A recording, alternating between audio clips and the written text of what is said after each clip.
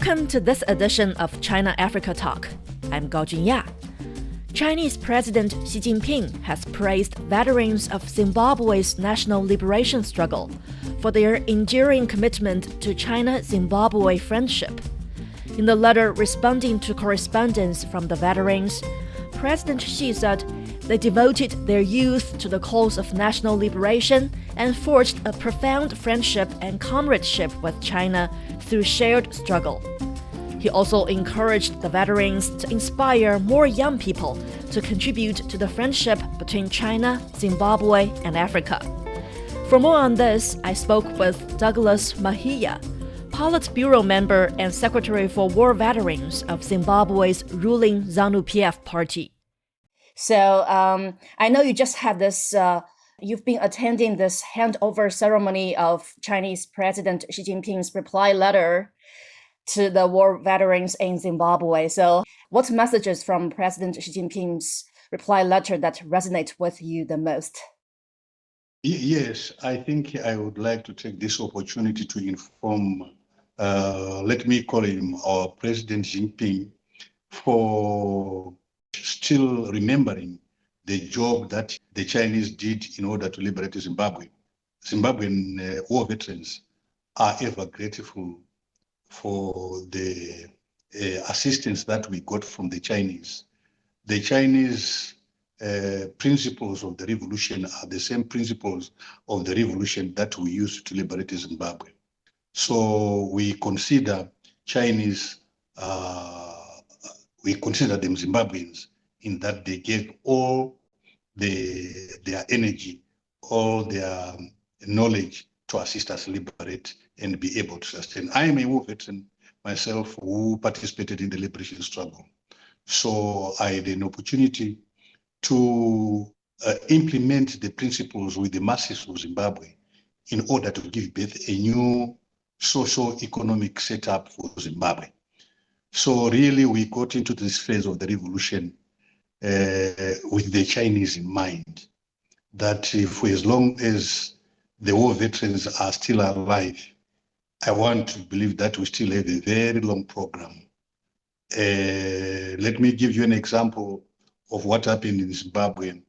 The colonizers, when they colonized us, they used the same forces to build up their economy. And we are saying, with our Chinese relationships and friends, we are still alive. We would like, now that we have got a league of the war veterans, a brainchild of our President, Comrade Idi Mnangagwa, will need to be assisted to continue with the relationship, to transform the fighting forces to become economic forces in order to ensure that the economic drive trajectory with our president will always succeed using the Chinese characteristics in terms of socio-economic development. Mm-hmm. And just tell us, what specific role did China play in Zimbabwe's national liberation struggle? Can you just take us a bit back to the history? Yes. You see, we had a song that every other liberator could sing in order to keep ourselves disciplined, which was taught to us by Chairman Mao, that we shall never mistreat our enemies. We shall never take by force things that belong to our masses, and that the masses are greater than us. So all these principles came from the Chinese political orientation. We remember that very well. And that we will need to understand that a revolution has got stages. The stage that we were at that time was that of actually firing the gun, but we were going to get to a stage where we get to the economic phase of the revolution, where we were going to mix with those, with probably part of those people who were fighting with us, but we needed to embrace them. So there was need to again come up with an approach that is all inclusive in order to build a national economy. Mm-hmm. So I'm also curious to know what motivated you to write to him at this particular time. What did you share with President Xi in your letter? We shared with him, the humor in him that made him respond to this letter. And to us, it was an honor. We were respected, and we felt people of a certain value, not only in Zimbabwe, but even amongst the Chinese people. So that has lifted our spirit up, our revolutionary spirit up, and feel that there is need to now come up with a program between the two nations in the same understanding, same line, to be able to turn these people, to turn the fighters in an economic force, like what I said. So it is along these lines that we feel we can't come to an end. We can't come to a full stop. We want to continue with this relationship until we make the best out of our lives for the benefit of the people of Zimbabwe and the next generation. Actually, President Xi Jinping, in his reply letter, he mentioned that this upcoming Chinese New Year is going to be the year of the horse, and he's calling on China and Zimbabwe to work together in the spirit of the dragon and horse, to push forward our modernization. As far as I know, actually, President Mnangagwa, he was born in the Chinese year of the horse. So next year will be his Chinese zodiac animal. And you just mentioned how under the leadership of President E.D. Mnangagwa, China and Zimbabwe have been pushing forward this national development. So what can we do to further push forward our joint efforts to pursue modernization, to improve the livelihoods of ordinary people? Yes, the Chinese people have already set the ball rolling, because in Zimbabwe we have a big number of projects that the Chinese have assisted Zimbabwe. And I want to believe that life is life that requires a lot of other dimensions where the two countries can continue assisting each other. All we need to do is to probably come up with a program, like in agriculture, like in education, and even in political orientation. Sometime I was in China and came across a certain book that was talking about socialism with Chinese characteristics. And we needed to borrow these things and be able to educate our people again, because without conscientizing them politically, to eliminate contradictions amongst people, development may be slowed down.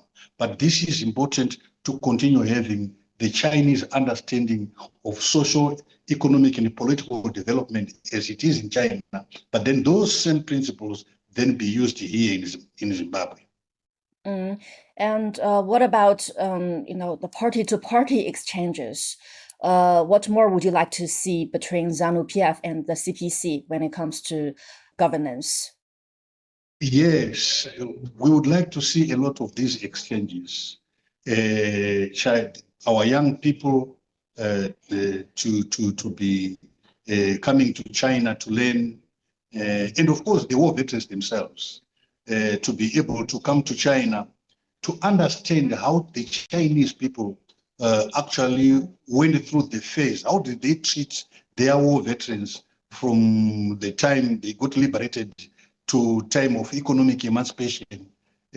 All these things we can learn from there. Remember, the war veterans, when at the end of the war, they became, they got married and they've got children. So the children of the war veterans may also be brought to China to learn from the Chinese society and government and party what best can be borrowed and then be used here in Zimbabwe for the benefit of the people of Zimbabwe. You just alluded actually some of your experiences in Zimbabwe's national liberation. Can you just tell us more stories, more personal experiences in Zimbabwe's national liberation, and also your connections with China along the way? I was operating a Chinese AK. I got that from our leadership, and that I will not forget because it is the gun that liberated me. It is the gun that liberated the whole of the society, and we have always sang songs that that wants to continue this relationship, want this relationship to continue, and the friendship to continue growing from strength to strength. I was one of those people. I fought many battles in the country, and I am proud I had an efficient gun from China. Well, did you train back in Zimbabwe, or you also came to China for training?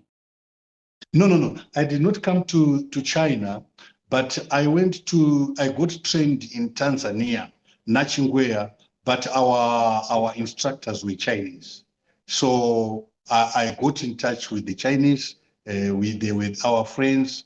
After the day's routine, we would sit, talk, and joke. So I have an attachment with the Chinese people. Yeah, speaking about training, I think on many different occasions, President Idi Mnangagwa mentioned, he was actually trained back in the 1960s. Yeah, here in China, 1960s, in Nanjing. I think to some extent, this letter to the war veterans, in Zimbabwe, it's also a letter to him, right? Do you think?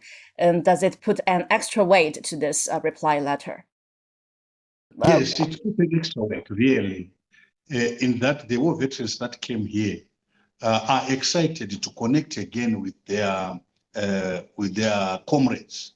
We call you comrades in the sense that you assisted us during times of sacrifice, difficulty, and the Chinese stood by our side. So the war veterans that are here are extremely excited and would want to convey to our President Xi Jinping that we will ever be loyal to our Chinese leadership, and we expect more from you since you got independent earlier on, and that you are amongst the global powers economically and politically, that you continue holding us in your hand so that we are able to pass through this difficult phase of economic development.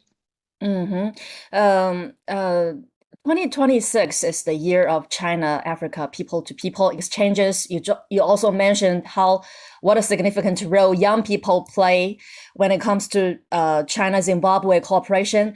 Can you just share some of your messages to young people?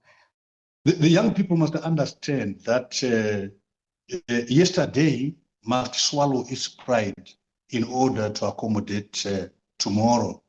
So the history, the relationship that was built between our political leadership, our political party with the Chinese Communist Party, must be maintained and developed, because they will continue being of value at all times, because life continues as it was. We will need each other. We will need the Chinese to continue assisting them to go on even after we are long gone. There is need to continue to have this relationship.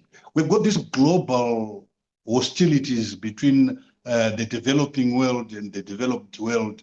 It requires us to continue being with the Chinese so that we are able to together conquer the West, than to be separated from there, we become weaker. So the young people must always understand this, that there is always need to continue developing this relationship further and further. Our president has created a league, a wing of the party, which I lead. I'm the secretary for the War Veterans League. We continue to teach the young people to learn from us what we learned from the Chinese. So that should continue. That was Douglas Mahiya, Politburo Member and Secretary for War Veterans of Zimbabwe's ruling ZANU PF party, reflecting on President Xi Jinping's reply letter and the long-standing friendship between China and Zimbabwe. As 2026 marks the China-Africa Year of People-to-People exchanges, that revolutionary bond between China and Zimbabwe will continue to shape the cooperation and shared path toward modernization. And that's it for this edition of China-Africa Talk. You can reach us via radio@cgtn.com. I'm Gao Junya. Bye for now.